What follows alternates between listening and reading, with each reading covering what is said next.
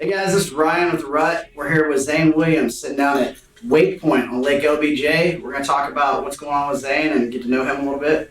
Zane, thanks for coming in. Yeah. Nice to meet you. Thank you. I've heard you for a long time on the radio, so this is cool when we got in touch and found out we are going to get to sit down and tell us a little bit about you, where you came from and what got you into music. Well, I was born in Texas, and then I lived in 3 different states growing up: Kentucky, West Virginia, California. And came back to Texas for college. Didn't know much about the Texas music scene. Just went to Nashville to just be like Alan Jackson and George Strait.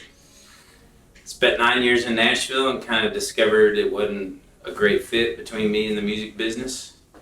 And I moved back to Texas, and I was like, wow, these people, they like to hear original music, and they like singer-songwriters, and they like music that, can be a little bit more traditional sounding. And ever since then, I've just been basically living the dream in my own small way. You definitely have a very traditional country sound, but kind of mixed in with what I could think of as like one of the better times in country besides the old days, like the 90s country. Yeah. You've got some of that. You can definitely tell some influences. Yeah. What would you what kind of era would you say your kind of country is? Well, I didn't grow up listening to country. Nobody in my family listens to it at all. None of my friends in high school did. I went to high school in Southern California. None of my friends in college did either. So I discovered country music totally on my own in the 90s. And basically that was my starting point. And then since then, honestly, I've gone and probably listened to pretty much gone backwards instead of.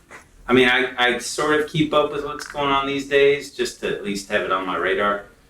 But I've really enjoyed going backwards in time and discovering people, like Merle Haggard. I'd never listened to any Merle Haggard.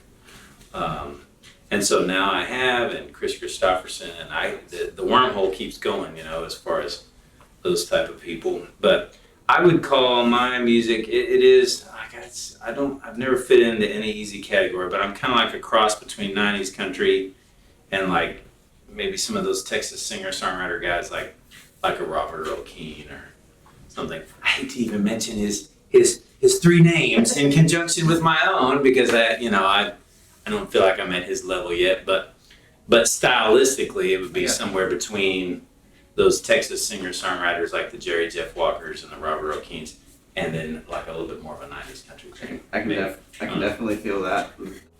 One of my favorites is Jerry Reed. Jerry Reed has some ridiculous guitar stuff. Yeah, he's a hell of a picker. And but then he has some great funny songs. I thought it was cool that you've got a cool sense of humor. It doesn't seem like you take yourself too seriously, but then you can slide into serious songs too. Yeah. Like that's a cool combination. You've had a couple songs picked up by other guys. Tell me about those. Yeah.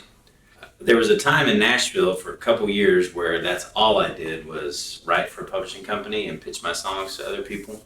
The only song that I ever got recorded by a major label artist during that time was a guy named Jason Michael Carroll recorded my song Hurry Home. And it was a minor hit, but it paid off my house. Nice.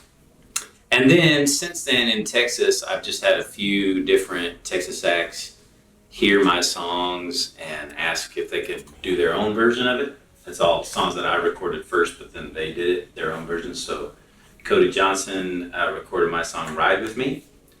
And that was the title track of my album back in like 2008. And I think he recorded it in 2010, something like that, a long time ago.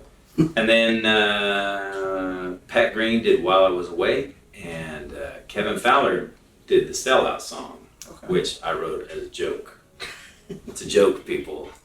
And never was going to record that song, but Kevin heard me do it at a song swap thing, and he was like, "Hey man, you gonna cut that Sellout song?" I was like, "Nope." He's like, "Well, send it to me, man. I'll cut the hell out of that." I was like, "Okay."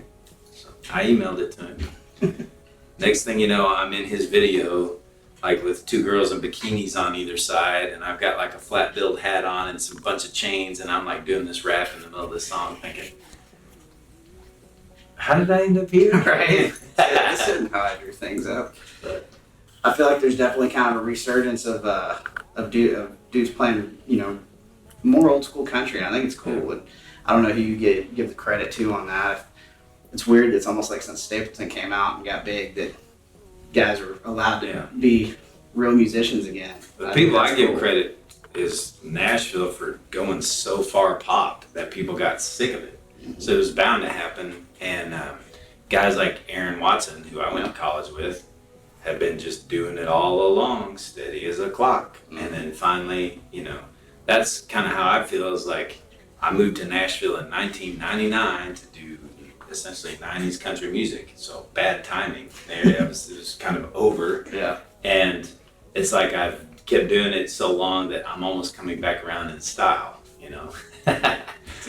Let's talk about real quick. I know you got another album coming out this summer. Throw that out there real quick. Yeah. So the album that I'm coming out with basically this spring, summer is called The Oak Tree and the Weed. And it's the first time I've ever done this way. We recorded it as a live acoustic trio. So it was me and a guitar, a guy playing mandolin and fiddle, and a guy playing dobro and banjo. And I sort of did I kind of had a bunch of story songs and a little bit folkier, acousticier type songs saved up. And I just did them all. So it's 15 new songs. I did it at a theater in McKinney where I live. So I kind of had the hardcore fans show up. And we recorded it live in front of an audience of about 250 people. And I dig it, man. I think what I was going for was just that you feel like you're on the back porch, just listening to me and a couple of awesome musicians do some picking and singing. I think I'm hoping people will dig it. It's a little bit of a different flavor from this, studio record that is, with the full band all mixed for the radio and everything. But I've done 6 or 7 of those now, and this was fun. It was fun to just do something a little more raw, I guess. Yeah, you gotta find stuff too that's that keeps you working, keeps your mind thinking, and finding new ways to be creative, right? Yeah, definitely. It was definitely fun to do, and it was challenging for me too. I've been practicing my guitar a lot to, just to elevate my game to where I don't screw it up. Yeah. I think I'm at least to the point where I don't screw it up too much. It's always the goal. And then someday the next step would be to be super shredder. I'd like to be a flat picker someday. Nice. I would like to be able to call myself a flat picker someday and be able to look somebody in the eye and not feel like a liar. That's funny. So I'll get there. Hey Zane, thanks for coming in. Hey, good to meet you. Pleasure. Thank you.